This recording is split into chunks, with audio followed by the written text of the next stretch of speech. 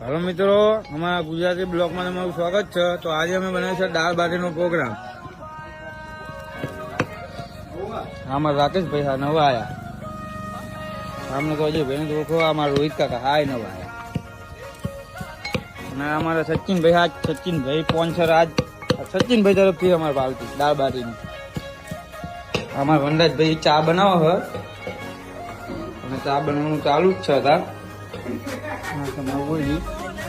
हमारे कारीगर आ रहा शैलेश भाई, आज नवा कारीगर शैलेश भाई तक आई नहीं है क्या? हमारे रघु भाई आ शू दाल बाटी विषय तमे બે શબ્દ કઈ કહેજો। અમારા સરપંચ કેવી મેં પ્રેમ છે અમને અમારા મહેશભાઈ છે। હેલો મિત્રો, દાળ બાટી તો ખાધી છે પણ અમારા ગામ જોલાપુર જેવી ક્યારે નહીં ખાધી હોય। એક દાડો આવો જોલાપુરમાં દાળ બાટી ખાવા।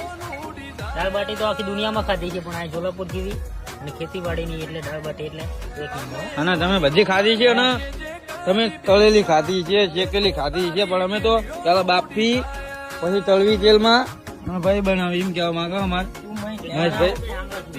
એક વાર આવો, આ ફૂલો કારીગર આપડા લસણ બસણ પેલા નાખી દેવું એટલે એક નંબર થઈ જાય।